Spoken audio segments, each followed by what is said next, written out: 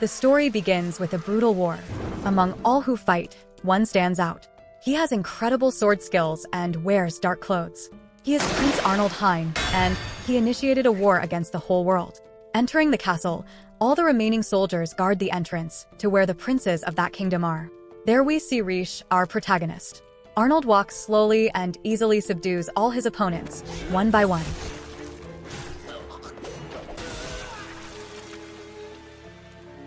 Even with an open counterattack, Rishe can hardly touch him. She vomits blood. Her enemy's sword pierced her completely. She thinks about having lived this life to the fullest, but in the next. So, time rewinds. It goes back to the time when she was rejected by her fiancé, Prince Dietrich. But she simply accepts and snubs that prince as if he were not important at all. She leaves there and thinks about going back again. This is not the second, nor the third, but her seventh life. She can still remember her first life. She was indeed very surprised when she was rejected by that prince. He accused her of various false crimes, and because of that, her own parents abandoned her. She was at the mercy of the streets, wandered aimlessly until she fell to her knees on a dirt road, wondering what to do next. This is when she meets the traveling merchants, traders. The head of that gang asks Rishe if she would like to join them and go to the next town. His group teases him, but he says he knows how to judge people. He admires Rishe's clothes. Even in the moonlight, the fabric is beautiful. Just by looking at her, he guesses where those clothes are from, saying that she must be a noble. In response, she takes off her ring and offers it for sale, catching the merchant's attention. She travels with the group. We see that they are like adventurers, seeking goods that ignite their hearts and selling to people who get as excited as they do. When the seller and the buyer love the product, it creates profit. That's the motto of the Arya Trading Company. Rishe admires this a lot. The merchant sees that she liked it and that she is like a blank canvas. He invites her to journey with them. She is no longer tied to a prince. She can go wherever she wants. She is free to do whatever she wants. I liked the motto of these merchants. So, in her first life, Rishe learned about commerce with Tully, the boss. Later, she set off alone on a new journey, awakening a hidden dream of visiting and getting to know all the countries. When she was missing one country, she got involved in a war and ended up losing her life. So she returned for the first time to her checkpoint. She is surprised by all of this. She thinks it's a dream and pinches her cheeks. She sees that all this is real and thinks it's a second chance that God gave her. She remembers that in her past life, the only thing she regretted was not taking more personal belongings with her, resources to use as merchandise. She is eager to see Tully and the Arya Trading Company again. But when she arrived at the destination, they had already moved on. She took too long getting her things. Not knowing what to do, Rishe opens her suitcase and finds a book of medicinal plants that her grandmother left her. Unlike her last life, this time she has money, so she just needs to decide what to do with it. So, in her second life, she sold everything she had and used the money to cross the sea and learn medicine.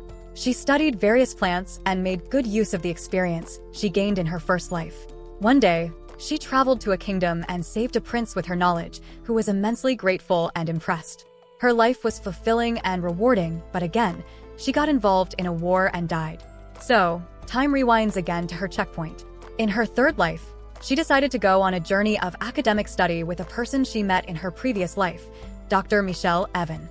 She studied with the doctor for several years, after which she continued her journey alone, but again, she got involved in the war and died again. In her fourth life, she served as a maid to a rich duke. In her sixth life, she pretended to be a man and became a knight. Why didn't she mention her fifth life? Anyway, in all her lives, she felt fulfilled and happy. However, in all her lives, after 5 years, she always died. So we come to her seventh life. This time she decides to take it easy. She wants to have a long life this time. Now that she's stopped to think, she always left the castle through the main entrance, but as she is now, she thinks it will be faster to jump from the balcony. But as she turns the corner, she comes face to face with none other than Arnold, the prince who took her previous life. Rishe screams in shock, calling him emperor. Arnold is surprised that this stranger knows him, even though it's the first time they've seen each other. Rishe then explains that his fame precedes him.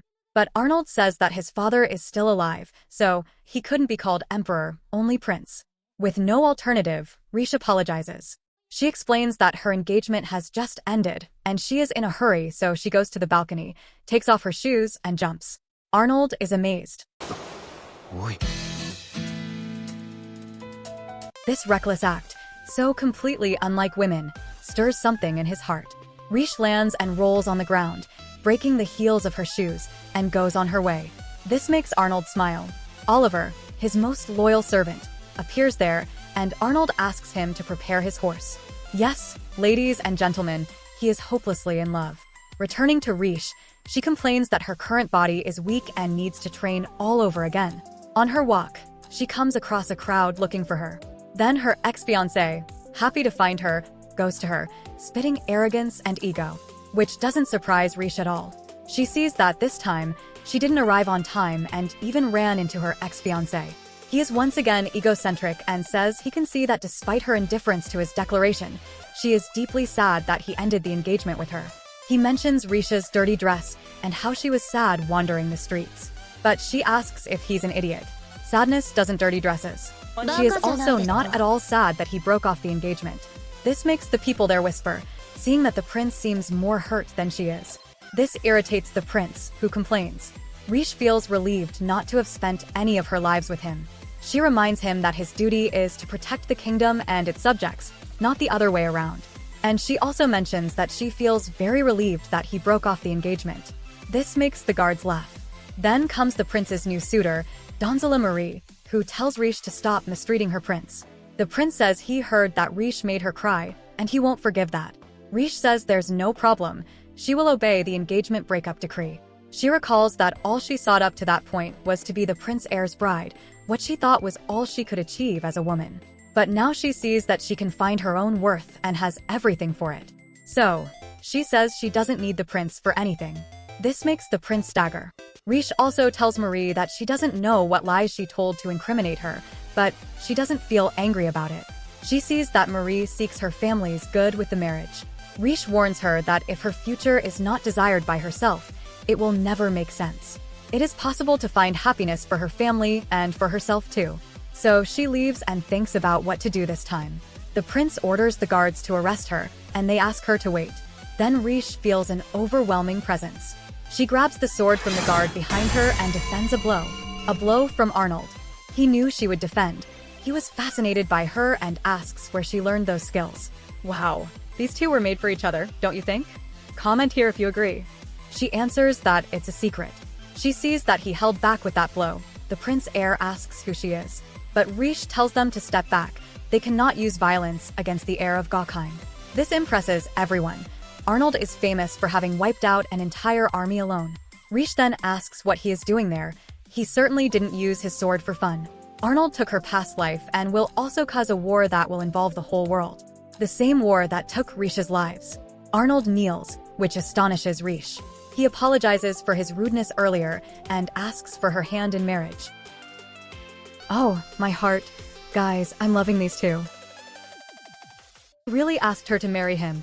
The same man responsible for her death 6 times in a row knelt under that moonlight and asked for Rishe's hand. Everyone there is impressed, including Rishe herself, who immediately refuses, but Arnold finds it amusing. At that moment, the king of that empire appears, and his son goes whining to him, but he ignores him and decides to clean the floor with him. He kneels and apologizes to Rishe for breaking off the engagement and asks her to consider Arnold's proposal. In response, she says that something like that wouldn't cause any enmity, but she would like to talk to Rishe in his chambers. She ends up accepting. In Arnold's chambers, Rishe is still confused about all of this, but Arnold just says he's fallen deeply in love with her. In her first life, she would have seized this chance without a second thought, but now she knows that life has various choices. Now, Rishe wonders why Arnold caused that war and whether she could find out by staying by his side. So she decides and proposes conditions for her to stay with him. She would live idle around the castle, wandering here and there, and Arnold couldn't lay a finger on her. He laughs. Later, the two set off for Arnold's kingdom. The carriages pass through several places, and along the way, Rishe takes the opportunity to cultivate some medicinal plants. At a certain point in the journey, she ends up falling asleep, leaning over a sword. She wakes up with Arnold approaching, which makes her repeat what she had said before. However, he just wanted to take back what she took from him, and we see that that sword was actually Arnold's own sword. Rishe noticed Arnold's presence even while asleep, and he finds that impressive. He then mentions having called the trading company chosen by Rishe, Tully's merchants. She is excited to see them in this life and ends up getting lost in the beauty of Arnold's face without realizing it. They are interrupted by an enemy attack. Arnold gets out of the carriage and tells Rishe to stay there and behave. But Rishe doesn't listen to him and opens the door with a hairpin. When she sees the battle had already ended, Arnold easily defeated everyone there, but didn't kill any of them. So his soldiers take care of the wounded on both sides. This intrigues Rishe. One of the allied soldiers was wounded with poison. Although not fatal, he would be in pain for several days. So Rishe says she can make an antidote. She uses the plants she picked along the way and makes a mixture of the juice. However, she thinks they might be suspicious of her somehow. Taking the poison knife, she cuts herself, immediately trying to stop Arnold, but she shows that it's okay and then uses the antidote on the wound, talking about the properties of the plants. They then treat the wounded. Oliver talks about Arnold's trust, that he even brought Rishe into battle. Although his sword defends the nation's interests better, Rishe acted on her own. In her life as a servant, she learned to unlock doors, since her mistress always locked herself in her room. Arnold thought the flowers were just decorative. He is amazed with each new discovery about his beloved. Talking about his soldiers, Arnold points out that one of the wounded used to live on the streets, earned his current position through his own effort. Another was injured trying to protect the youngest of them. He cares about his knights, and that catches Rishe's attention. So, Arnold kneels before her and thanks her for saving them. Rishe doesn't understand anymore. It's as if he were a different person. Is he pretending?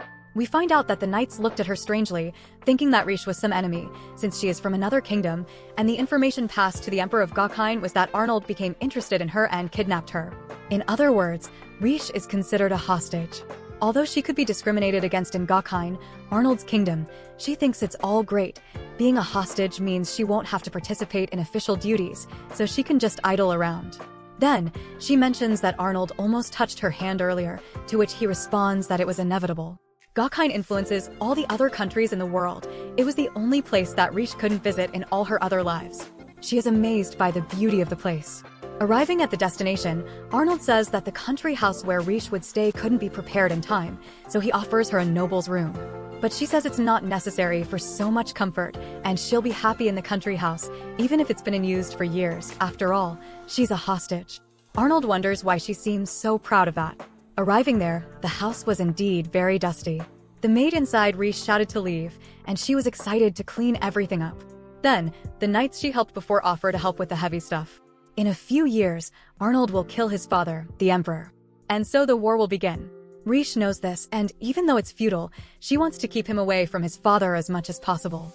She is totally against the war. If not for that, she would have had a long life full of comfort. Later, Rishe realizes that she finally managed to fulfill her dream of visiting all the countries and admires the beautiful view. Then she senses Arnold's presence, which he finds incredible. Even hiding his presence and staying away, she managed to feel him. Rishe asks about the city spots she observes, and Arnold replies with what each of them is. She is very amazed, making Arnold wonder why she finds it so amusing. She talks about her dream and how it was the final push for her to accept coming with him. Even though Arnold says that city has nothing worthy of her attention, she disagrees, saying that just from the spots he mentioned, the city becomes incredibly beautiful. Arnold has never met anyone like Rishe. All her combat skills, medicine, general knowledge. A lady doesn't need any of that. This makes Rishe remember her past. Her mother always insisted that her destiny was to marry into the royal family and have an heir. She didn't need to learn anything beyond how to be a wife and keep up appearances. She greatly admires every part of the knowledge in this world and asserts that she herself decides what is unnecessary or not. This time, she can't help but touch her. That's exactly what made Arnold fall in love with her. She is free to do whatever she wants, and he will support all her decisions. All her skills enchant his heart. Rishe still insists that he's lying. So, he leaves and tells her to think of something she wants, because this time he broke the arc of touching her. Yeah, he really got to Rishe. She can barely keep her balance.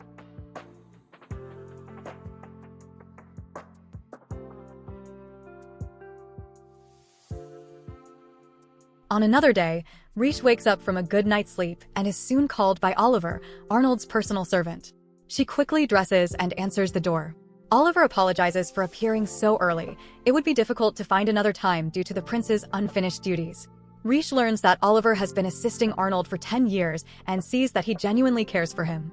He even analyzes her without drawing attention, but Rishe is very perceptive and says he can analyze as much as he wants, surprising Oliver, who apologizes. Arnold has never fallen in love with anyone, and the fact that he asked for Rishe's hand surprises him greatly. Oliver then hands her the guest list as requested by the prince. Later, we see Diana, one of the most experienced servants. Her younger colleagues ask for her help, but Diana is arrogant and expects them to do everything perfectly without any experience. Rishe visits Arnold in his office, surprising him with her attire. Rishe asks him if she can personally choose her maids as a form of payment for him touching her. Arnold agrees, but says that today's party will only be to show that the crown prince is looking for someone. But Rishe sees no dishonor in being a princess hostage there and asks Arnold to feel free to reveal her as his actual wife.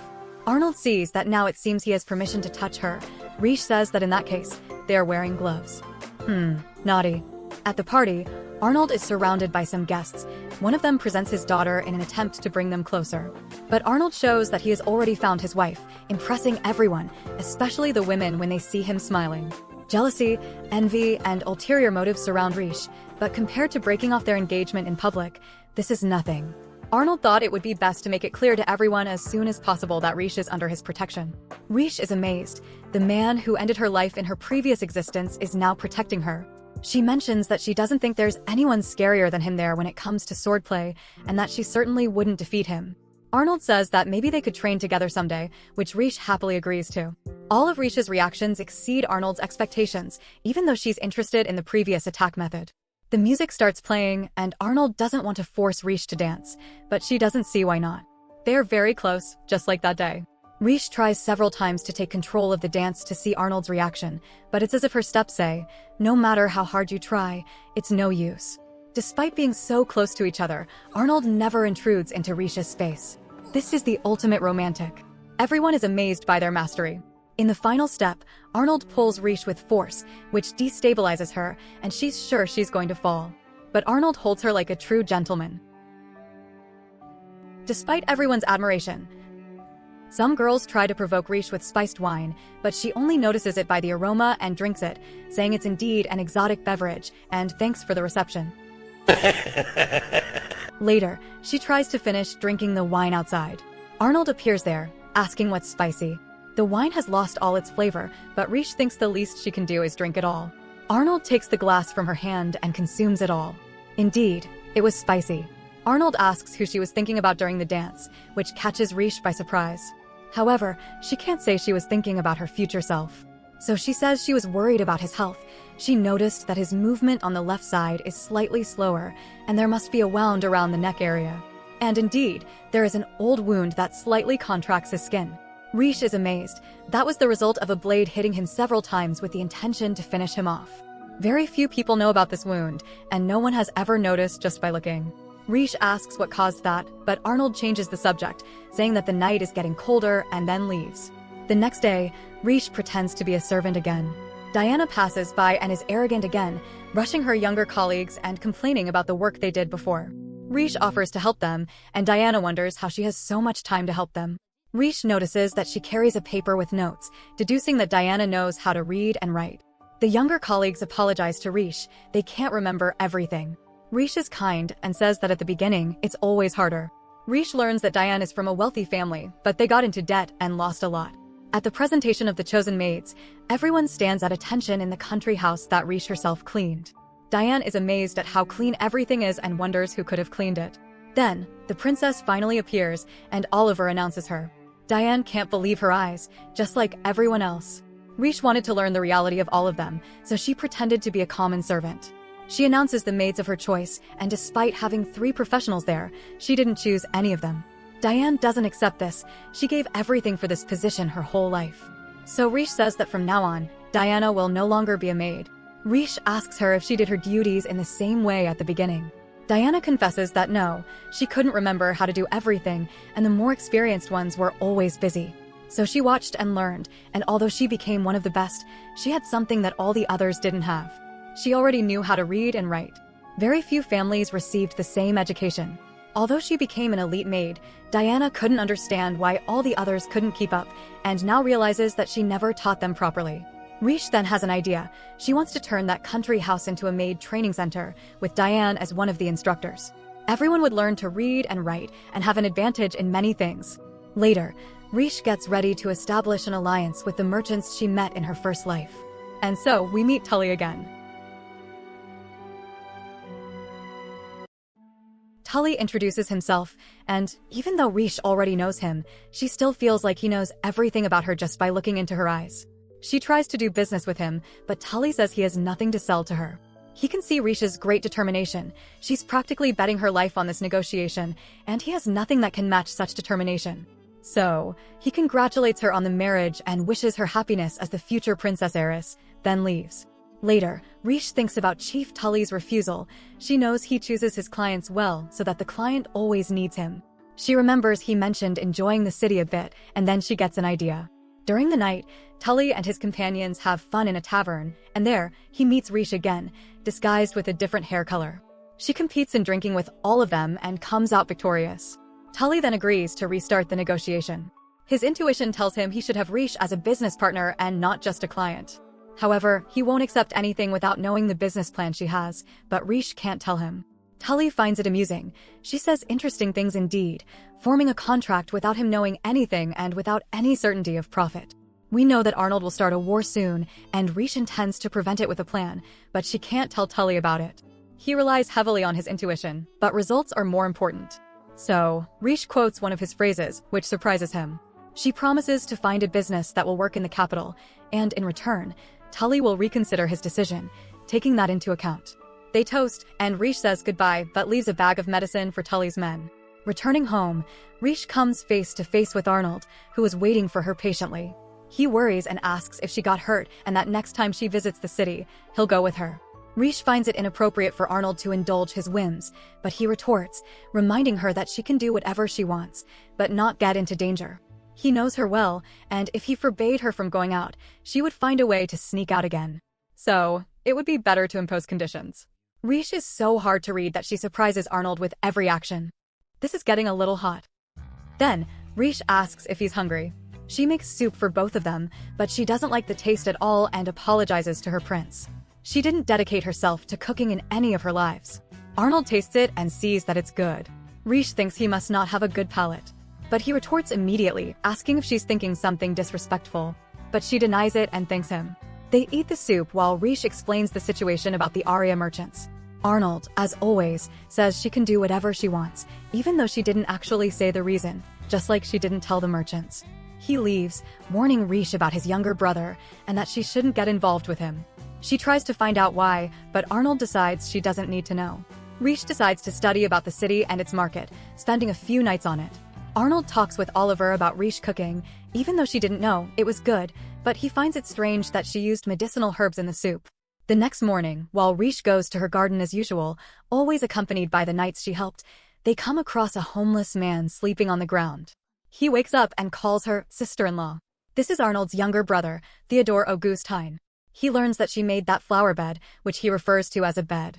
He says there's something wrong in a certain place there, making Rishe approach. Then, he says he came to save her. She's Arnold's hostage, not a princess. Rishe says she knows all that and that Arnold has a lot of consideration for her. Theodore is pensive and then leaves. Rishe sees that Theodore introduced himself emphasizing as second in the succession of the kingdom. She found it strange. Her guards know Arnold's brother and his involvement, but they can't say anything about it. Sooner or later, Rishe will have to deal with this, but her priority is the deal with Tully. On the way, she sees Arnold discussing about keeping the protection of the people and not favoring the nobles, which the other man finds absurd and mentions that his father won't like it. Arnold tells him to put himself in his place. He sees Rishe, who feels a bit embarrassed at this moment. She then makes a gesture of strength, and he smiles again. Then Arnold intends to send letters to each noble, explaining that the guard will remain the same for commoners and nobles, and by protecting the commoners, taxes would be paid in greater quantity, so the nobles would have more money. In her studies, Rishe remembers that Arnold created several rules that prioritize the people, totally different from the impression she had of him. Returning to her room, Rishe sees a letter with a meeting point, signed with Arnold's name. But when she arrives there, she already knew she would find Theodore. Theodore talks about his brother, calling him a killer and saying he finished off their own mother. And soon, he'll do the same with Rishe. Despite being surprised, she doesn't fall for it. She states that she's fully aware of who Arnold is, and yet, she will still be his wife. This surprises Theodore, who asks if she heard what she just said. In response, she tells him their conversation is over, and it's better to deal with his brother. Arnold intimidates Theodore with just his presence. He reminds him that he ordered him to stay away from Rishe. Theodore shrinks back, but also laughs at Rishe. He apologizes and leaves. Arnold scolds Rishe too, but she mentions she couldn't ignore a summons from the prince himself, and she responded to the letter in his name. That's why he came to the location. Rishe doesn't understand why they find him so cruel. It's true that he finishes off enemies, but what he does for his people is very kind, and she uses herself as an example. Arnold calls her foolish and says she's only there to be used, that she's his hostage. But Rishe doesn't believe a word of it. She has seen and knows very well what his true self is like. Arnold is surprised once again and asks what kind of determination she has. A determination akin to warriors on the battlefield, who are willing to give their own lives for their convictions. This awakens Arnold's admiration on so many levels that he can't even express it. Rishe talks about having dreams where she constantly dies and wakes up immediately after. However, she's afraid that she may have already died, and this life of hers is a big interrupted dream. But either way, she has decided, whatever her fate is in this life. What she has is the determination to live as his wife. Arnold holds Rishe's chin, gently forcing it up, and then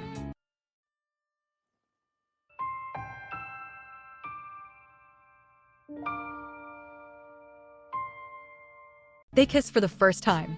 Rishe can barely rationalize the situation. Arnold calls her foolish. She doesn't need determination to be his woman. The next day, Rishe finds herself thinking about her kiss with Arnold, wondering what that was. Her closest servant, Elsie, arrives and notices that Rishe has painted nails. Rishe was inspired by an Eastern custom. She used plants to give color to a nail treatment, so besides strengthening them, it will also make them beautiful. This will be her merchandise to surprise Tully. Later, Rishe presents her new merchandise to Tully. It's small and easy to transport, and it would work very well as a souvenir for the workers who come and go from the city. Tully likes it a lot. Certainly, the women would love it. However, Rishe has a deeper plan with this. There are still many poor regions in the country. This product is easy to produce, but on a large scale, it would be quite laborious. Thus, several job opportunities could be created. She mentions one of Tully's phrases from her past life. They can choose their clients, but now with this idea, they could create their clients. This indeed surprises Tully, who laughs at this brilliant idea. The Arya merchants would sell the products to the commoners, and the commoners would make the final item, later selling them.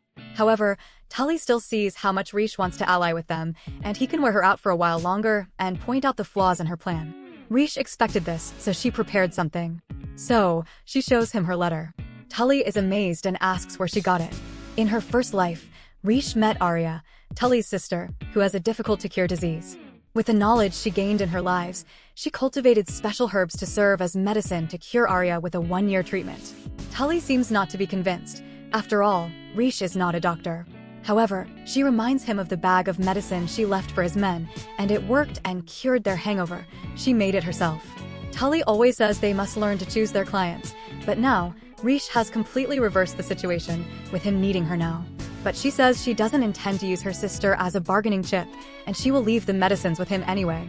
All she wants is for him to help her bring the opportunity to the people who need it, because just like he has his sister who needs help, other families also have their loved ones and children who sacrifice their dreams to bring sustenance to their own families. Tully is so astonished to hear these words that he immediately kneels before her. He sees how immature he has been all this time. He didn't even consider this case regarding the poorer people and is ashamed of his arrogance. And thus, the Arya merchants form an incredible alliance with Rishe and the Empire. Later, Rishe feels happy to have finally succeeded, but she can't stop to celebrate. As she gets up, she feels dizzy. She lost several knights putting her plans into action. Then, the 2 knights who always accompanied Arnold appear. Rishe asks Camille, the redhead, to call Elsie. Meanwhile, the blonde man went to find Oliver to check on the princess's condition. But when they get there, Rishe has disappeared. And so, we find out that Elsie and Camille work for Theodore, and they took advantage of Rishe's indisposition to capture her. I really wasn't expecting this twist. Later, Theodore appears to Rishe, and she asks him why he did it, and Theodore responds that it was to provoke his brother, of course. When Arnold had never paid attention to him, only looked at him when he interacted with Rishe. This made Theodore's heart at peace. But Rishe says that he actually wants to get closer to Arnold. Theodore's expression changes, and he leaves with Camille and Elsie. So we find out that, in fact, Rishe already knew that Camille and Elsie were helping Theodore. Both are from a poor region of the kingdom, a region that Theodore himself helps to improve. She suspected this and connected the dots. Even though they were ordered to arrest Rishe, they genuinely care about her, and they confirmed that she won't be harmed. Rishe then plans to be arrested as Theodore ordered. In another room, we see Theodore arguing with Arnold, throwing it in his face that he got Rishe, and now he'll do anything Arnold tells him to. He demands to be first in the line of succession and for Arnold to renounce his right to the throne. Arnold shows no reaction, but Theodore is sure that he's worried about Rishe. After all, he shows interest in her, treats her well, and wants to be by her side. Unlike him, he insists that Arnold admits defeat. At this, Arnold asks if he's left Rishe in a prison. He says she's surrounded by guards on a high floor with windows, but there's no way to escape. Arnold is surprised that there are windows. Theodore retorts that there's no way to escape anyway. Maybe not for a normal person. Arnold asserts that Theodore lost the moment he captured her. Then we hear footsteps, the door opens, Rishe finally appears. Arnold asks if she escaped through the window or punched a hole in the wall. But she says she left through the door like a normal person. Theodore wonders if someone betrayed him. Out of consideration, Rishe decides to give him some advice on keeping a prisoner. She suggests inhumane options, like keeping the prisoner naked so they can't hide anything and breaking their arms and legs so they can't escape. This startles Theodore. Arnold asks why she's giving advice to the enemy and covers her with his coat. Theodore sees the scar on his neck, wondering what that was. In his thoughts, he admits to not being good enough, as he always suspected. Rishe confronts him, asking his goal in all of this. He replies that it's for the throne, of course, but Rishe deduces that he actually wants to give up his place in the line of succession, but in a more extreme way. Theodore continues to deny it over and over, but Rishe uses all the arguments she collected from her observations. Theodore is indeed a good person and has been neglecting his altruistic duties so that he could be seen as a villain and elevate Arnold. He'd rather Arnold kill him than not be accepted by him. Arnold interrupts them, saying that's enough. He has no proof of any of that, so what his brother does is none of his concern. This hits Theodore like a stake, and he runs off. Rishe asks why he wants to distance himself so much from his brother. He replies that what Theodore does doesn't matter to him. Rishe doesn't believe that either. After all, he told her not to get involved with Theodore, which means he does care. Rishe remembers when he said she didn't need determination to be his beloved. She thought about it and concluded that Arnold wants to throw away his entire future. And that's what Theodore is afraid of. Arnold starts acting strangely, saying how cute Rishe is, that she can't understand his motivations, so she's confused. He then repeats, "Stay away from Theodore. He should never have gotten involved with someone like me." At this, Rishe realizes that Arnold does care about Theodore, or he wouldn't have said that. She tells him to think about a future where he might lose him instead of sacrificing himself.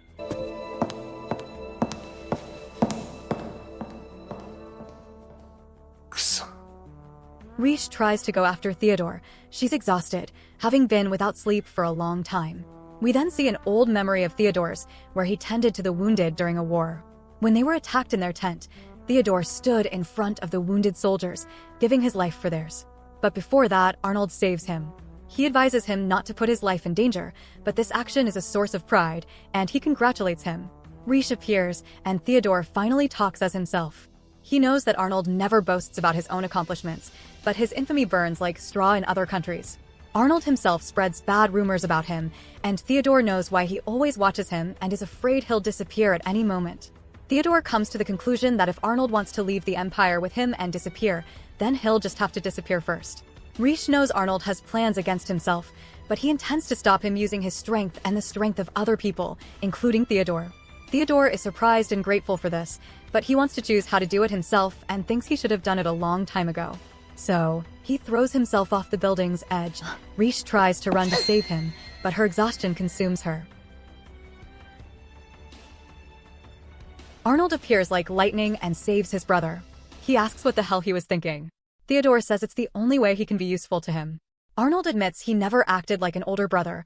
What idiot would risk their life for a brother like that? Rishe says that despite everything, Theodore's willingness to help his brother is undeniable.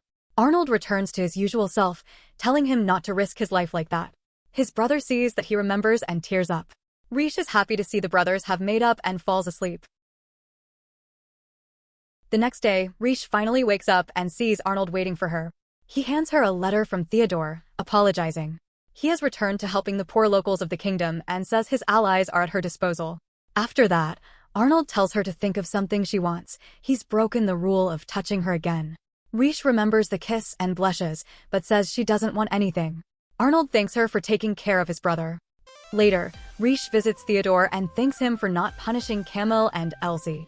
He and his brother Arnold now handle official matters together. During this, Rishe makes a request to Arnold, but it remains hidden to us at this moment. Later, Rishe makes some preparations, gathers courage, and finally invites Arnold to move to the countryside with her. He thought she wanted to live alone there, but Rishe denies it, saying exactly the opposite. Thanks to her, his mood has improved, and he happily accepts. Oliver thanks her for this. Later, Arnold finds his room prepared and is amazed by the great change in the house. It had been abandoned for years, and Rishe managed to fix everything perfectly in just a few weeks with the help of her personally trained maids. Arnold mentions that besides learning very well, they will be proud of a job well done, which will motivate them even more. Rishe is speechless, and Arnold asks if that's the face she makes when he compliments her. It may not seem like it, but they're sincere. Rishe says that even if it were a lie, his compliments make her very happy. She mentions that the room is well lit and fresh. Her room is right next door, making it easy for Arnold to know about her recklessness, but Rishe says she intends to just laze around, so she won't do anything reckless, maybe just a few things. Arnold says she can do whatever she wants, as long as it's not as reckless as the other day. Rishe reminds him that they agreed to train, and she's looking forward to it. She's sure that his beloved skill is the most beautiful and strong in the world, but Arnold says there can't be beauty in something used to take lives. After a while, they go to the training ground, each with one arm tied behind their backs. Arnold is more limited, using an eye patch and something that restricts the movement of his left leg. Rishe analyzes the situation and deduces that this is meant to simulate battlefield accidents, like losing a limb. She proposes a bet for the fight. If she wins, he has to answer one of her questions. If she loses, she'll grant any wish of his. Rishe prepares herself and makes a frontal attack. Her balance is off because of her tied arm, so she sees she needs to compensate for it. Arnold is amazing and manages to give her tips on how to behave in the fight, even in the midst of combat. Rishe's analysis is very good, and she quickly improves. She predicts that Arnold will make the same attack that killed her in another timeline, and this time, she manages to prevent it. Still, even knowing what would happen, her body can barely keep up. Arnold realizes that despite Rishe saying his technique is the best, she knows someone stronger than him. Indeed, her future version is much stronger, crueler, and immensely formidable.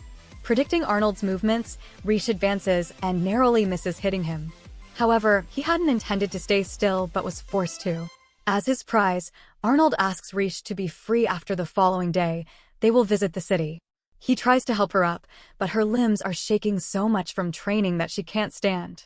Arnold realizes that if he touches her with gloves, he won't have a problem with that rule. He picks her up, and Rishe is so embarrassed that she lets out a scream.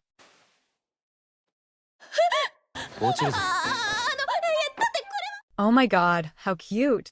Curious about the questions Rishe would have asked if she had one, he encourages her to ask even though she lost. He sees that she enjoys his reactions. She asks only about his birthday and things he likes. Later, Oliver prepares Arnold's new room. Rishe discovers that her beloved couldn't sleep that night because of his duties and is still working. She goes to him, asking him to rest, and Arnold soon notices that Oliver is eavesdropping. Even though he wants to rest, Arnold can't, as during the day, many people circulate through the palace, disturbing his sleep. Rishe promises to take care of his rest.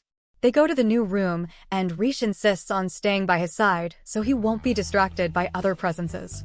But it seems not to be working, so she decides to lie down next to him. Rishe begins to lightly touch Arnold, mimicking heartbeats, a technique to calm the mind. She mentions that if done with a child, they'd fall asleep quickly. Arnold says she must be the only one who would treat him like a child. Time passes and Rishe gets distracted by Arnold's scar. He allows her to touch it, joking that if he had known they would do that, he would have brought gloves so he could return the favor. She blushes and says that even with gloves, it wouldn't be okay, but he reassures her that it was just a joke. Rishe realizes she's not being fair, so she loosens her clothes and exposes her neck, allowing Arnold to touch her as revenge. "Rishe, you naughty girl." He throws a pillow at her face, saying that, as revenge, he'll settle for her expression. He finds her strange, as he didn't hesitate to lie down with her, but she's all embarrassed as they look at each other closely. She had hoped to cast a spell on him with her presence, calming him down. Arnold agrees and tells her to stay until he falls asleep, as her presence is much better than an empty room. She ends up falling asleep too, and when she wakes up, she thinks she's in her own room, asking what Arnold is doing there. "Oh my god, you were so relaxed that you forgot you were in your favorite villain's room, huh?" But then she remembers what happened. Oliver knocks on the door looking for the prince. Arnold covers Rishe with the sheet and tells her to be quiet. After Oliver leaves, Arnold brings reports and is happy to see that Rishe managed to convince him. Later, Rishe finally returns to her quarters. There, something she ordered from the merchants of Aria has arrived. She resumes pretending to be a man and starts training as a knight. During her first training session, Rishe, now going by the name Lucius to blend in among the men, catches the attention of her superior for lagging behind the others. Later, we see that the princess's request to Theodore was to be included in the training of knight candidates as a man. The young woman finds it strange and questions why her sister-in-law doesn't hire a private tutor instead of orchestrating this whole arrangement. Rishe believes that a private tutor would probably be more gentle with her as a maiden, and she doesn't want them to go easy on her or show favoritism. She prefers to blend in with the men for truly rigorous training. Initially, the prince rejects getting involved in this confusion, but soon he remembers it would be a great opportunity to shock his brother, including his wife in the selection of knights, by pretending to be a man. Rishe doesn't wish to shock the prince, but Theodore insists. He's eager to see the surprised look on his brother's face. And indeed, this would be yet another thing that Arnold would be surprised about, although he should expect surprises from Rishe by now. Back to the present moment, Rishe is resting, panting, surprised that this is only basic training in Gakuen. One of her fellow trainees emerges. His name is Fritz, and he keeps Rishe company. Starting a conversation, he mentions he comes from a city called Sutina, a northern port region where Koyal's ship docked.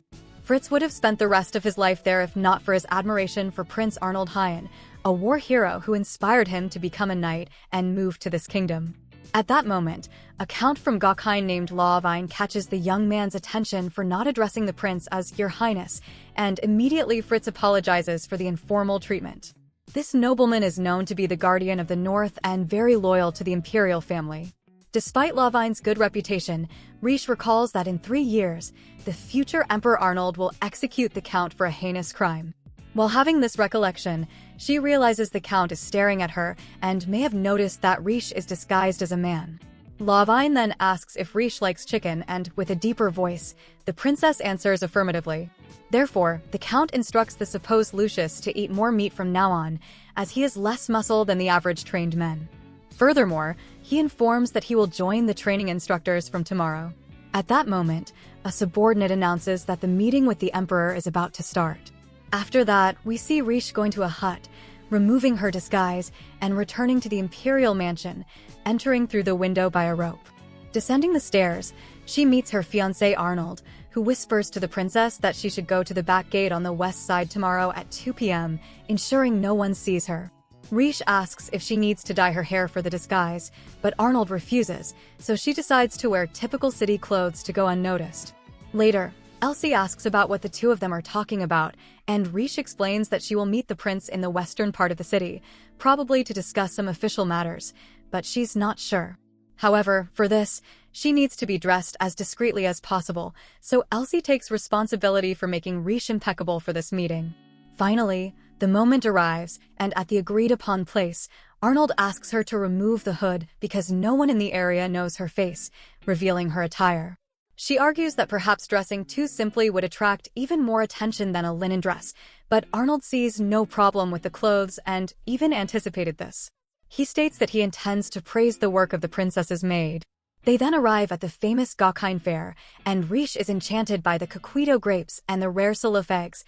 Observing her fiancé, she notices he doesn't seem very pleased with her relaxed posture, so she changes her speech to show seriousness. She analyzes that fairs are an excellent market gauge, reflecting the public order of the region. The princess was trying to be more diplomatic in this meeting with the future emperor, imagining that he was evaluating her analytical ability, but he simply takes out a pocket watch and asks if she would like to explore the fair. Rishe is very happy about it and follows along exploring. She buys a typical fruit for her and Arnold, who finds the object disturbing, but Rishe argues that it's a very nutritious food. Despite hesitating to put this strange thing in his mouth, Arnold takes a bite of the fruit and says it tastes healthy, and Rishe finds this a typical response from someone who didn't like it and doesn't want to admit it. Shortly after, Arnold says not to stay in one place for too long, so Oliver's subordinates don't find them. Speaking of him, the employee just found out that the prince is missing. Rishe asks if Arnold has any official commitments today, and he replies that the owner of the place they are going to doesn't go to the palace, so he needs to go there. Inside, an elderly couple bows and thanks for being hired by the prince, but Arnold asks them to raise their heads, without ceremony. Soon, the woman introduces herself as Mihaela, owner of this humble jewelry store. Playfully, Mihaela shows 3 stones to Rishe and asks which one is fake. The princess deeply examines the stones, but admits she has no idea, finding the maiden's honest and straightforward response interesting. But instead of giving up, Rishe asks for evaluation tools to accurately assess the objects. Analyzing with the appropriate tools, Rishe observes that all the stones had a high degree of transparency and very well-cut facets. However, she returns the jewels to the woman, stating that all are imitations. With that, Mihaela admits to underestimating the lady and emphasizes that no one had ever asked for the tools before. Despite this, Rishe states that the stones are very beautiful and surely anyone who bought them would cherish them. Faced with the princess's humility, Mihaela admires the young woman even more, saying that she sells her products carefully to selected customers and would like to show her exclusive products to Rishe. Arnold asks the jewelry store owner to give his fiancée whatever she wants, and Rishe is confused, thinking she was there to fulfill a wish from Arnold. In fact, she was, but the prince's wish is to give a ring to his beloved, which will be delivered during the wedding ceremony. Thus, Mihaela will make the preparations while Rishe questions the reason behind all this, saying that rings are not necessary in Gakuen. So, she asks Arnold how the training between them led to this, and he replies that he decided not to mention the ring because if he did, Rishe probably wouldn't accept the gift due to its price. However, he asked her not to worry about it because, in this way, the prince's fortune, which is more than he could spend, would return to the city's businesses and, consequently, to its people, making the economy circular. And as it involves an important matter to the princess, she promises to make her choice wisely and sincerely. Faced with many first-class options, Rishe wonders if a diamond would be better considering the occasion like a wedding, or if an emerald would enhance her eyes.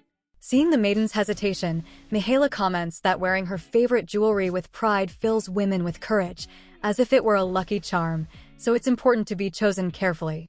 The lady then asks Rishe's favorite color, and the maiden looks into the prince's eyes, seeing them as crystalline ice formed in the sea of the coldest country. She even gets lost in his gaze for a while and asks if there wouldn't be a jewel in the color of Arnold's eyes.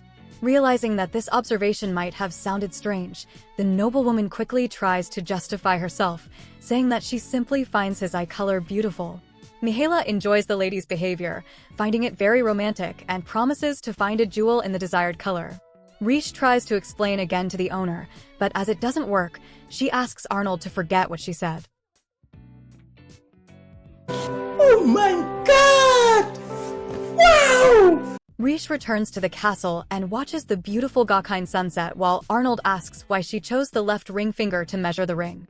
The princess replies that it's a tradition from where she comes from, and when she asks the fiancé why he decided to give her this ring, he says there's no specific reason behind it. However, as the princess does a lot of manual work, it might be rewarding to look at her hand and see a beautiful gift from the prince on one of her fingers. So, the girl promises that Arnold will be the first to see her hand with the ring.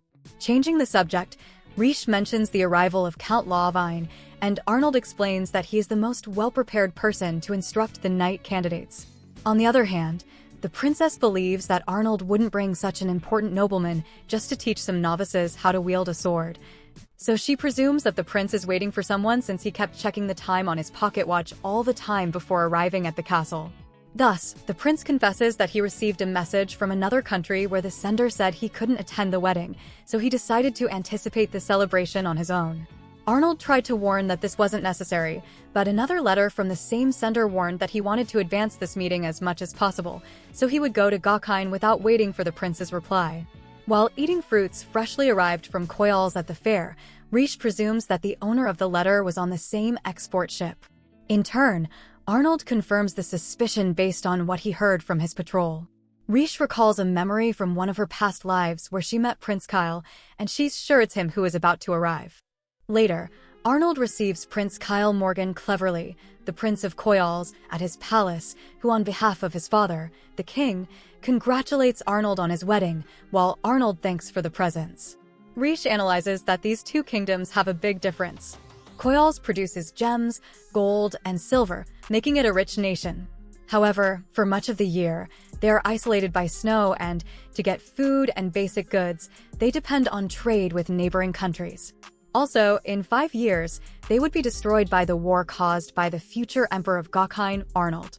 Meanwhile, the prince presents his wife, Rishe, to Kyle. He already expected the bride of the Prince of Gakine to be beautiful, but he didn't imagine she could be so incredibly magnificent. Throughout all the compliments Kyle was making, Rishe is impressed by the paleness of his skin. Kyle was almost blue. When she looks at her future husband's face, she notices the expression of anger he was showing at that moment. Arnold feels jealous. After the meeting, Arnold talks about how Prince Kyle didn't reveal his true intentions upon arriving in this kingdom, and Rishe asks what he thinks it is, since he practically killed Kyle with his gaze.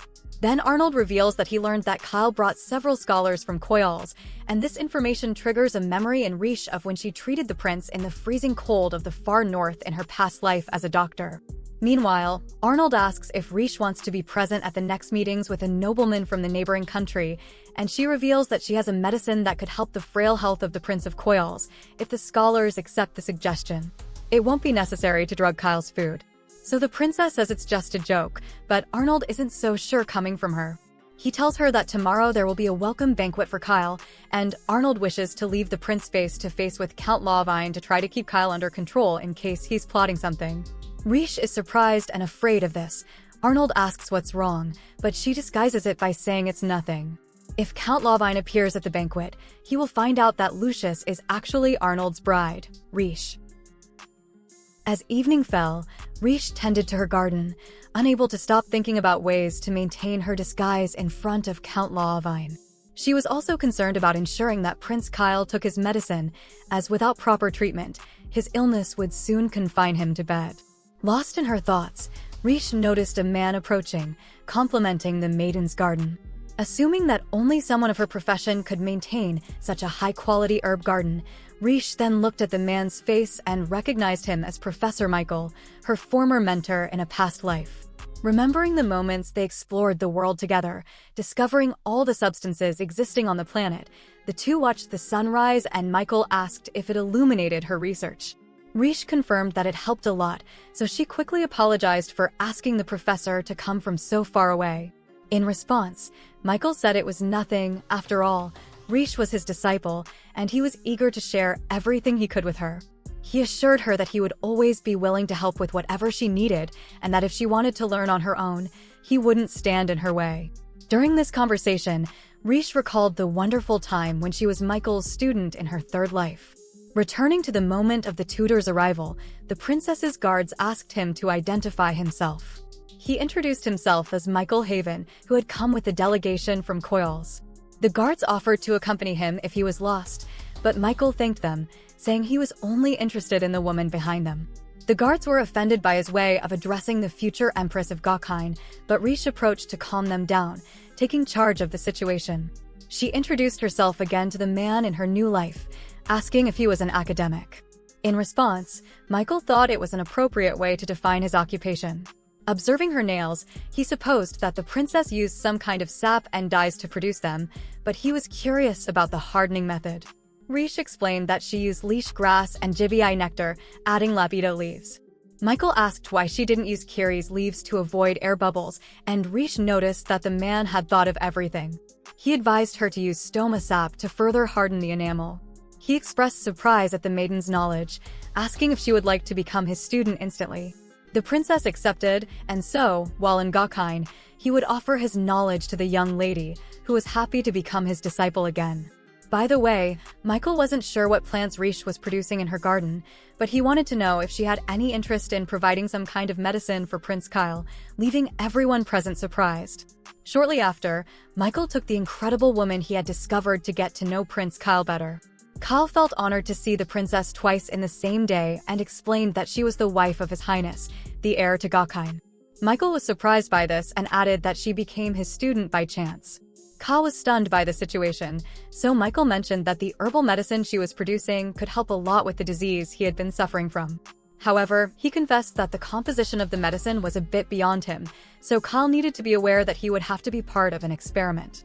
Rishe was concerned about Kyle's reaction to the way the professor communicated this, but the prince didn't hesitate to accept the condition, as his greatest wish was to get rid of this illness that had been tormenting him for so long, and he would do anything to achieve it. Therefore, Rishe proposed to finalize the medication. She showed the medicine to the prince, but warned him that the taste was extremely repulsive. Michael assured the young man that he wouldn't have any trouble facing it, and Kyle himself reaffirmed this position. Then, the professor quickly opened the lid and poured the formula into his mouth without mixing it with water beforehand, leaving Rishe desperate to see the young nobleman struggling to swallow the substance. Michael was curious and asked what it tasted like, and Kyle explained that it was bitter and sour, mixed with the smell of stable horses, but that when swallowed it became sweeter, like a type of mucus. Having to hear that, Rishe said that the young man didn't need to go into so much detail, then asked the soldier for water. After that, Michael showed his research records, and Rishe was very excited about it, since he had shown them to Prince Kyle, but the sovereign didn't understand anything written in the records, as if it were another language. Thus, Michael was happy to meet someone who understood the knowledge he wanted to convey. This reaction from the girl made the tutor realize how special she was, so he asked if she really didn't like the medicine she gave to Kyle. At that moment, Rishe remembered her past life when Michael praised her talent, but pointed out that her great flaw was using her skills only to make others happy, because no one should be able to determine another's happiness, since even suffering has its reason. For example, poison has the duty to fulfill this role. On the other hand, Rishe questioned whether poison really can only bring suffering and commented that thinking someone is born only to bring misfortune doesn't really match her teacher. Anyway, Michael didn't find anyone to test the medicine they prepared, so until now no one has tested this formula to see if it works.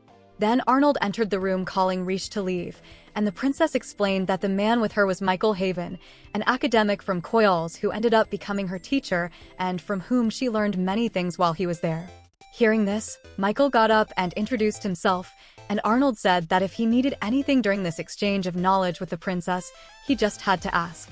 As she left with the prince, he asked his future wife if she always had the habit of staying up late at night, and she explained that she didn't notice the hours when she was very focused on work, but anyway, she had slept in the afternoon.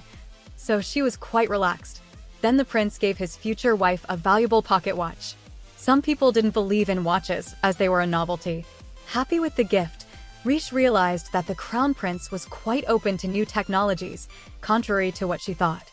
And at that moment she remembers once again a moment with Michael where he lamented believing that no one would test this medicine the way he wanted.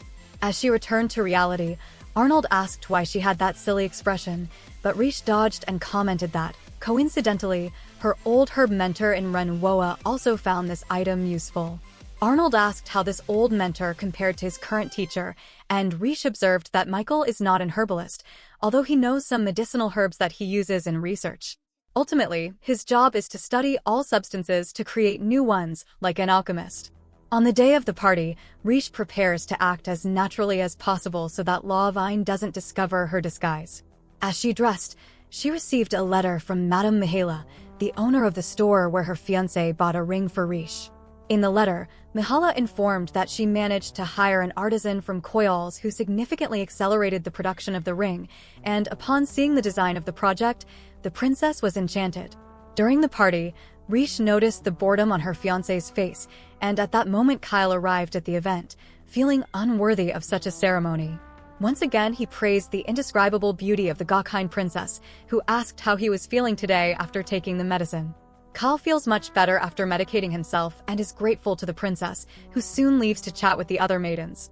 After a while, Rishe fulfilled her basic duty of greeting everyone at the party, so she could focus on something she hadn't experienced in a long time. She focused as in meditation and turned the entire room black and white, with only Cone Lawvine keeping his colors in a corner of the party. With the success of her attempt, she was surprised that her experience in the fifth life was useful at this moment. From then on, all she needs to do is stay focused and not let anyone realize that she is avoiding Lawvine.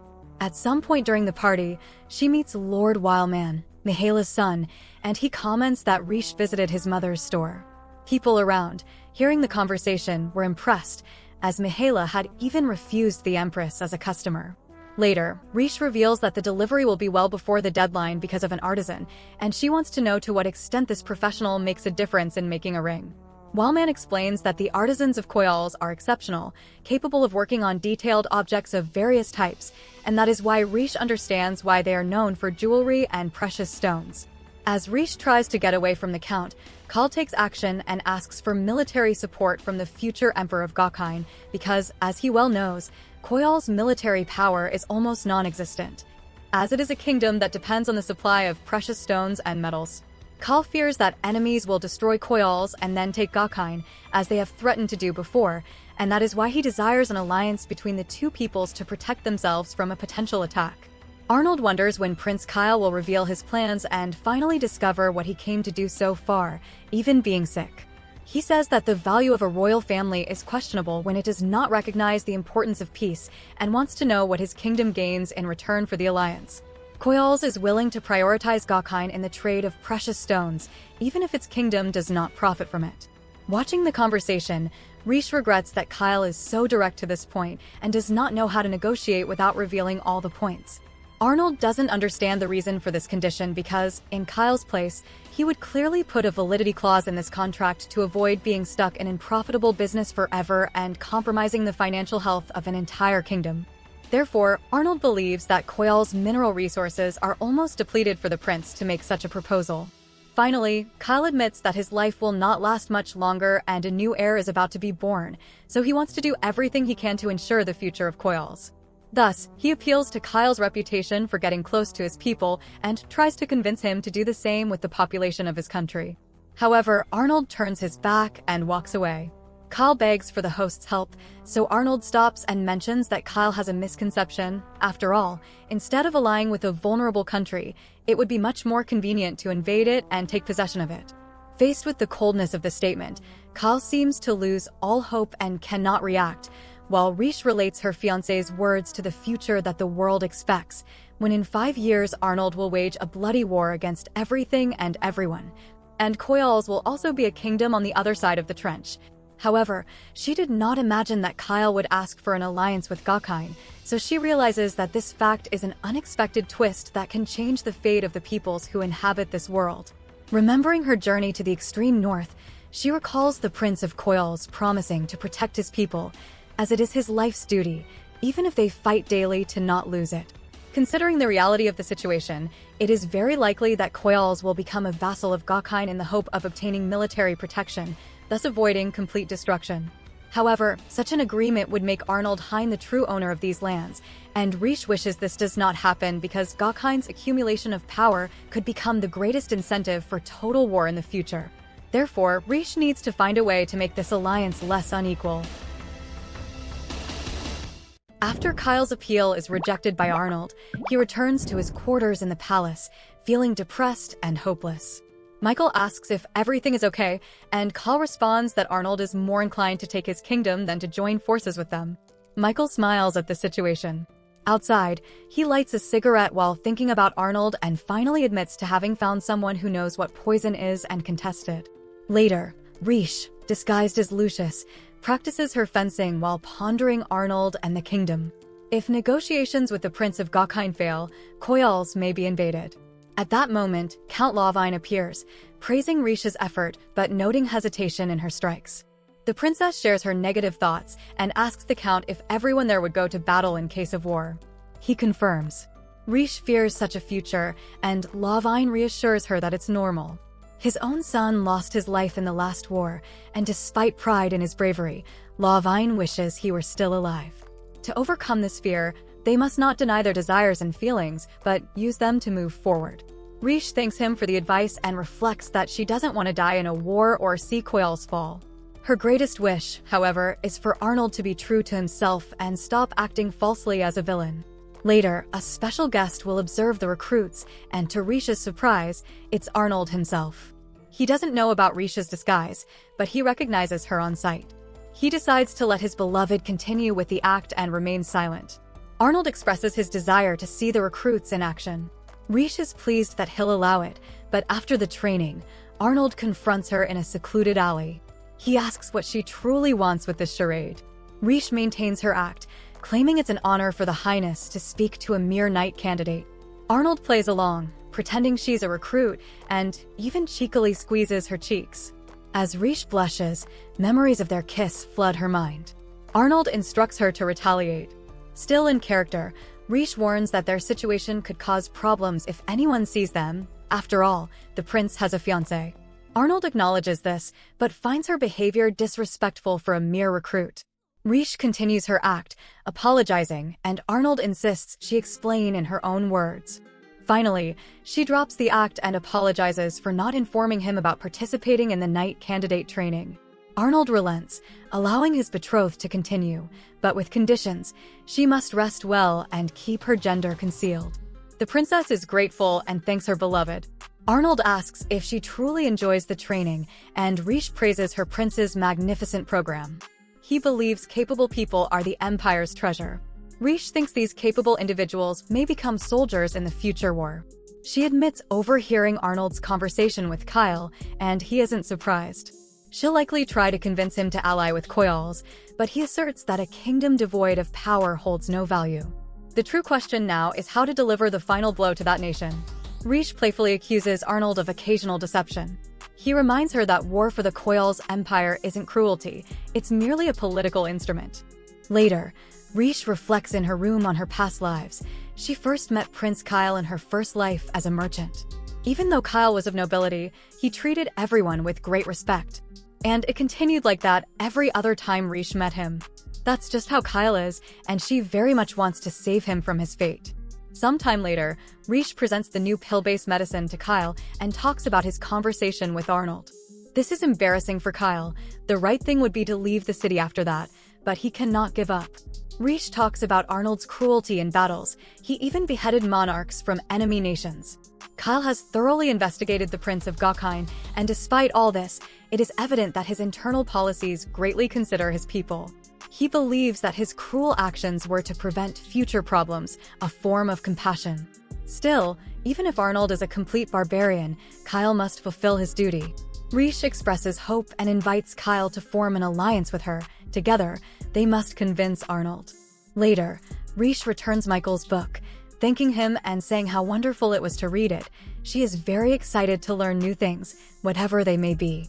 Michael admires this and says she is not fit to be an empress, inviting her to join him. He can teach her everything he knows. Rishe is grateful but refuses. Her duty is to stay there and marry Arnold. Michael also says he is interested in him. His Highness refused Kyle's request, and the reason for this was exactly the kind of thing Michael loves. He feels that Arnold would use the new compound he created very effectively, black powder. Rishe speaks of how Arnold is also kind, but Michael doesn't care and interrupts her, asking if she can arrange a meeting with the prince right now. Even if he is busy, he would understand because of his kindness. Rishe, embarrassed, certainly does not want this meeting to happen, and Michael knows this. He realizes it and says she didn't ask what black powder was. In her third life, Michael explained everything about this new compound to her. Going back in one of her memories, Michael states he wants to test his compound even if lives are lost in the process. Philosophizing about what is right and wrong, he asks Rishe if the destruction of the world would really be a mistake. Is it so wrong to want to see how his creations will change the world? Rishe can't say anything. Michael says goodbye and hopes that Rishe will follow a path she thinks is right. On her way to her quarters, Rishe reflects on wanting the alliance between Gokine and Koyal's, but Michael will do everything to find Arnold and present his compound, which further provokes the start of a war. Then, Theodore appears there, grabbing Risha's arm and whispering near her, "I heard that Arnold saw you dressed as a man." She apologizes, but the fact that she was deceiving Arnold bothered her, so she is better now. After all, he found out about it quickly. His servants are exceptional. No matter what Arnold does or where he is, Theodore soon finds out, and this also applies to Rishe. Then, Rishe has an idea and asks her brother-in-law for help using his exceptional servants for a while. Theodore asks if it's to help Arnold. Rishe denies it and says that it is actually an act of rebellion against him. Theodore is surprised and likes the idea. Meanwhile, Michael grapples with an ancient and painful memory. At his mother's funeral, his father relentlessly blamed him, asserting that Michael was the cause of her death, a harbinger of misfortune. Throughout his life, Michael immersed himself in knowledge. Learning came as naturally as breathing or sipping water. His experiments yielded remarkable results. When he gained access to a laboratory, his world expanded, and his efforts were consistently rewarded. A prodigious genius, he pushed boundaries. Yet, his creations harbored dread. His professors wondered how someone so young could conceive such lethal concepts. Then came war, engulfing everything. His professors, even his father, perished. By chance, he had created a compound capable of annihilating all, black powder. Perhaps his father's words held truth. Perhaps Michael was destined to bring calamity upon others. On the other side, Rishe descended a staircase, pondering her failure to sway Michael's convictions in their previous life. Their paths converged, and Michael inquired about his audience with the prince. Rishe asked if he truly intended to present black powder to Arnold. Michael asserted that all beings must fulfill their purpose, much like poison.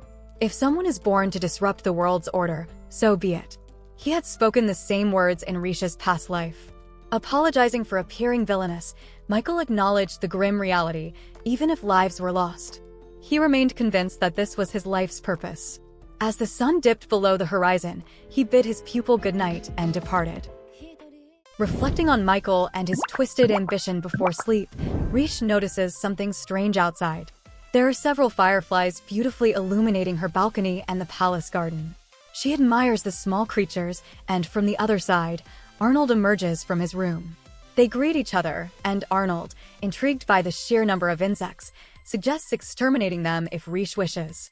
She immediately declines, stating that all animals, including humans, are part of a larger cycle. Besides, they are beautiful. Arnold watches her with curiosity and agrees.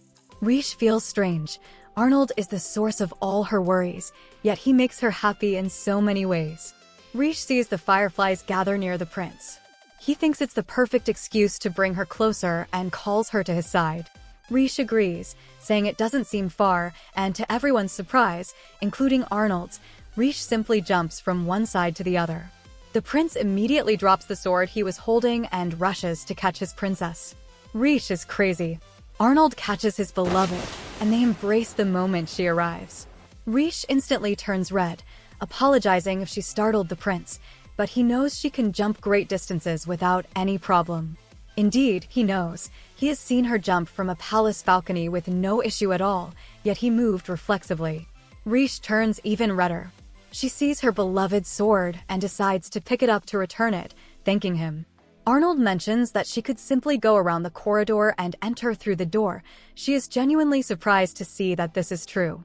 She took the shortest path, just like that time at the palace. Changing the subject, Rishe asks why he has his sword. Arnold thought the fireflies' lights were torches. Looking closer, Rishe sees that they indeed resemble torches on a battlefield, the memories of war vivid in Arnold. They admire the view for a while. The princess gets lost for a moment among the wandering lights and meets Arnold's blue eyes, saying they are truly beautiful. The prince says he has the same eyes as his father, the emperor, proving he has his blood. When he was younger, he wanted to tear out his eyes. Such eyes should not be looked upon in that way. There is a deep and profound hostility between Prince Arnold and his father, the emperor. He speaks of how Rishe admired the view of Gokine when she saw it for the first time. He does not feel the same. The fireflies seem like torches of war to him, and the sight of the city fills him with bitterness and fury. Perhaps it's because of the eyes he inherited from his father, or maybe it's his own essence. In the end, it doesn't matter. The truth is that he only feels revulsion. Rishe says that from a distance, these lights might look like the fires of war or simply fireflies.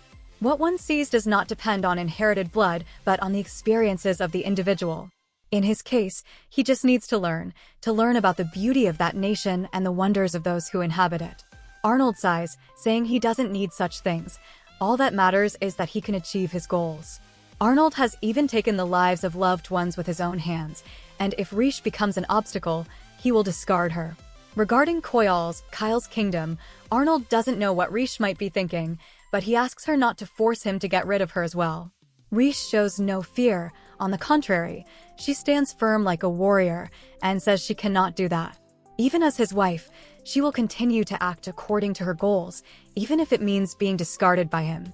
But even if that happens, she will just return there. Even if Arnold sets her aside and breaks off the marriage, she will come back and ask to be hired as a maid and return. How cute they are, oh my god! If that doesn't work, she will disguise herself as a man and become a knight. If that doesn't work, she will come as a herbalist. In any case, she will acquire any skill that can bring her back to the palace just to be able to see him over and over again. Therefore, she asks the prince not to worry. She will not sit idly by and let him get rid of her. Arnold is left open-mouthed in astonishment. With that said, Rishe brings her hands to her beloved's face, saying that those eyes are the eyes of Prince Arnold, and even if he hates them, she will continue to remind him that they are the most beautiful eyes in the world. Arnold is speechless. Not knowing what to say, he just says that it's late, so she better go to bed. Rishe returns to her room, thoughtful about Arnold's words regarding his own eyes. The next day, Michael wanders through the city of Gokine while being followed by someone mysterious. In the palace, Rishe joins Theodore, and they discuss some things about their secret plans. Later, she meets with Kyle, and the Prince of Koyal shows her the materials she requested. Rishe is impressed with the craftsmanship. Even the trade sponsored by her has difficulty obtaining such materials. The two have an alliance, and Kyle will do everything in his power to help her. He also says that he has secured a new audience with Prince Arnold, but wonders if it will be enough to convince him. Rishe isn't sure, but she is certain he will listen to the proposal. She knows him well. At dusk, Rishe works on something mysterious with the materials Kyle gave her. The next day, Michael wanders the city again while being followed, but this time he notices and takes action, knocking out the spy with a gaseous fluid. Some time later, Kyle meets with Arnold for the audience. The Prince of Gokine makes it clear that he does not intend to have the same conversation again. Arnold imagines that Kyle has brought something of value. Rishe confirms and thinks that this is both a negotiation and a battle at the same time. She cannot be intimidated. Arnold asks her to sit down so they can begin the audience. But before that, Rishe asks if he notices anything different about her. Earrings, bracelets, and a necklace. He has never seen any of them. They are all jewels from Koyal's, a kingdom isolated by snow for half the year, which has allowed them to refine their craftsmanship, achieving superior results compared to other realms. Rishe shows the watch that Arnold gave her, asking if he recognizes it. He affirms that he does, but a few seconds later, he notices something strange. In fact, it wasn't his watch, but a perfect replica made by a craftsman from Koyal's. Now that it has been replicated, they know exactly how the science of the watch works and can mass-produce it. This manufacturing technique could expand to various other areas and purposes. Carriages that move without horses, ships that can sail without wind, a not-so-distant future. Only Koyal's knows the techniques that can make this a reality. Rishe has no doubt about Arnold's interest in these technologies, but Arnold asks if that was all. Arnold acknowledges that Koyal's skills are exceptional and something that the realm of Gokine does not possess. And it is precisely for this reason that Kyle's naivety is even more repulsive to Arnold. He says it is not necessary to form an alliance to obtain technology from another country. Everything could be obtained through force. If he accepted, what would he use this technology for? Had they thought about that? Kyle says he already thought Arnold might not like it much, but Princess Rishe believes this technology has the power to create a wonderful future, and that is certainly something Prince Arnold would want. Kyle came to this country because he believes in Arnold, his iron leadership, and the respect for enemy nations even in war. The truth is that Arnold is kind enough to negotiate here with Kyle. Kyle admits that his folly was trying to depend on the army of Gokine, but he still doesn't think it's a mistake to want an alliance. If they join forces, Rishe's dream of a better future will become a reality. At that moment, the discussion is interrupted by Oliver and Theodore. He apologizes for the intrusion and winks twice at Rishe, signaling that there is an emergency. Rishe quickly says that she will need to leave. On the way, Theodore explains that Michael has eluded all those who were following him. They lost sight of him in one of the city's alleys. As Rishe predicted, he was carrying a large suitcase. One of Theodore's spies appears. They have found Michael. Rishe goes outside, where we see Michael surrounded by guards. Meanwhile, Arnold apologizes to Kyle for the interruption and the urgency of his fiancée's departure. However, at that moment, he calls Oliver, and immediately several soldiers enter the room, surrounding one side of the table. Kyle does not understand what is happening. We see an old memory of Rishe where she asks why Michael cares so much about her. Michael believes it's the only good thing he can do with his life. When the princess actually finds him, the soldiers ask her not to approach him anymore. Michael promised to commit an act of violence at 6 p.m. Rishe asks if by doing this he thinks he'll get Arnold's attention, and that's exactly it. Even knowing it might harm the people around him, he doesn't care and is determined to take responsibility for it. Michael is convinced that his existence brings only misfortune, and he even apologizes to his student. He says one shouldn't take his words too literally. Having Rishe as a pupil was just a whim. At this moment, Theodore appears, giving a positive signal to the princess, who rejoices at the news. Once, she asked Michael if it was truly impossible to make poison beneficial for people. Rishe approaches Michael, saying she was his pupil for a short time, but despite that, she asserts that even poison can bring happiness to someone. Once, Rishe's old alchemy teacher told her that no matter how skilled an alchemist is, the results won't always be as expected. This is because Michael failed to understand the variable that is Rishe. Finally, the time arrives, and the bell rings announcing it's 6 p.m. We see a sparkling trail go up into the sky and explode into many brilliant lights. Rishe had created fireworks with Michael's black powder. Even though Michael only sees his creations as misfortune for others, it doesn't mean he's right. Perhaps it just needs to be used differently. Everyone sees the light in the skies, including Arnold and Kyle with the soldiers. Michael is incredulous. Is it really his black powder? How? Rishe had been researching an easy way to differentiate one type of metal from another. Someone once showed her the northern lights, reminding her that metals emit beautiful lights when set on fire. She found a way to change the colors of the flames.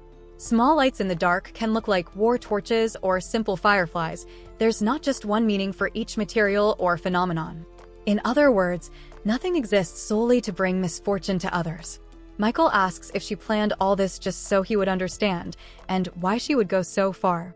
In Rishe's memories, Michael said that to dispute someone else's research, one must show a counterproof. Even understanding the use of metals and powder, Michael never considered doing something like this. Michael admits that Rishe is truly amazing, but the princess insists that he is the incredible one. She is certain that other things he only saw as poison have other splendid uses because he is the most brilliant alchemist in the world. Michael admires the beautiful view of the illuminated sky and understands that he really created the basis of something so beautiful. Rishe sees that everything seems to have gone safely. Before all this, Michael had spread the powder and mechanisms around the city to carry out his plan to get Arnold's attention. Rishe knew this and knew exactly where to look for these mechanisms because she had seen the original documents in her past life. Thanks to this, she set up the plan to collect the powder and fire them from cannons as fireworks, all coordinated with Theodore and his loyal servants. Back in the present, Count Lawvine appears to confront Michael since he announced an attack. He will have to answer for the incident caused, as they think he's responsible for the fireworks. Theodore tries to intervene, saying he can take care of Michael, but Lawvine cannot allow this. Michael declared he would cause an incident in the Emperor's lands. Even if it's the order of Prince Theodore, he cannot hand him over. Arnold arrives at this moment, asking Lawvine what he's doing. He kneels before His Highness and clarifies the situation. He intends to capture Michael and interrogate him. Rishe tries to intervene, explaining the real situation, but Arnold says it's unnecessary. What everyone saw was merely a Koyal's academic demonstrating new technology. Lawvine wonders why an academic would do this in their lands. Arnold then declares that the Gokine Empire will make a technological alliance with Koyal's. Rishe beams, finally convinced Arnold. Koyal's will provide manufacturing techniques, high precision, and academic knowledge. The Flower of Flames just now was proof that Koyal's masters technologies unknown to Gokine. Foreseeing that Lawvine might already know, Rishe approaches and apologizes for pretending to be someone else all this time. He just smiles and withdraws. Maybe he already knew. Kyle thanks Michael for helping with the alliance, but it took him completely by surprise. He could have used less noisy methods. Michael says lives would actually be lost, But Rishe interrupts him and asks him to stay silent and receive Kyle's scolding. Michael apologizes to both. He was wrong, his theory was completely flawed, and now he understands. Thus, he promises never to do something like this again. Arnold was talking with Oliver and his younger brother Theodore when Rishe approached him with a smile.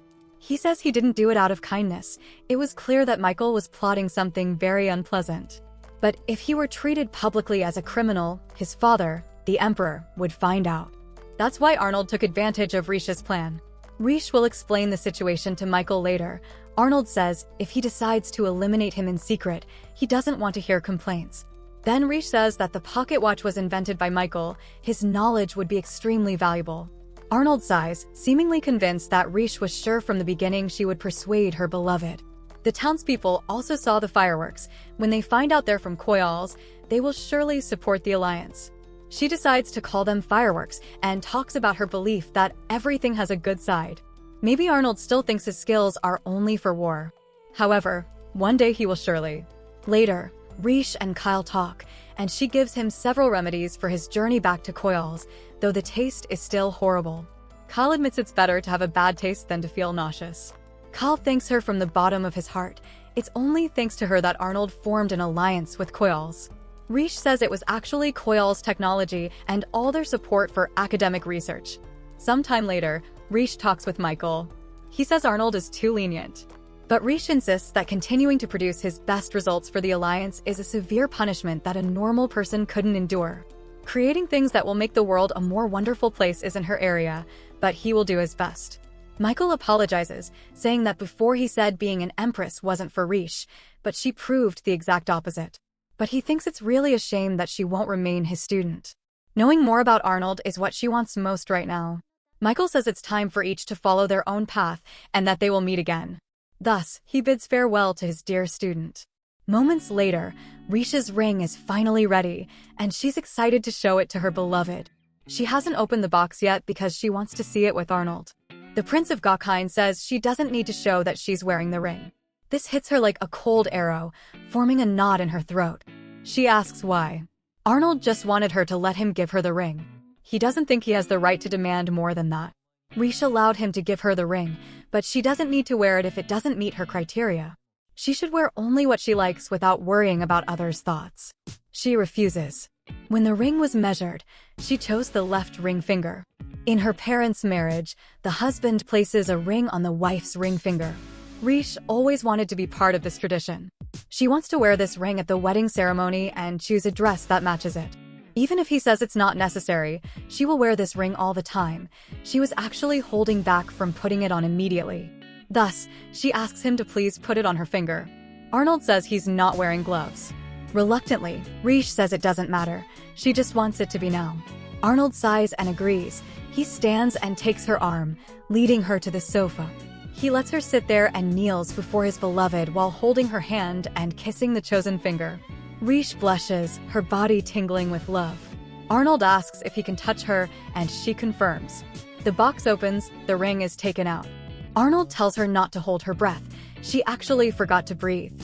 He laughs and then brings the ring to his beloved's finger, leaving her breathless. He asks if she remembered how to breathe. Rishe couldn't even look, so embarrassed. Her eyes shine with revelation. The blue of the ring is identical to the eyes of her beloved prince. With this ring, she feels capable of anything. Arnold's mood improved much more than he expected. Rishe asks for one more thing, to travel with him and see the beautiful things in this world, things he finds fascinating and lovely. He responds that thanks to her, he found one more of those things. Curious, she asks what it is. Arnold laughs and says that if she doesn't know yet, he won't tell. His beloved says it's not fair. Does he really think a normal person can solve his riddles? A normal person wouldn't explode a suspicious compound over her fiancé's house. Arnold strokes his princess's head, saying that even so, he doesn't think it's a very difficult riddle. In the moment, these differences may seem small. But one after another, little by little, the future will also change. She hopes to see a beautiful life alongside her beloved Arnold. This is her greatest goal. And so, the anime concludes, my dear viewers. It was a wonderful romance, and I hope you all enjoyed it and had a great time. Please click the like button if you liked it and subscribe to the channel for more. Thank you for watching and see you next time.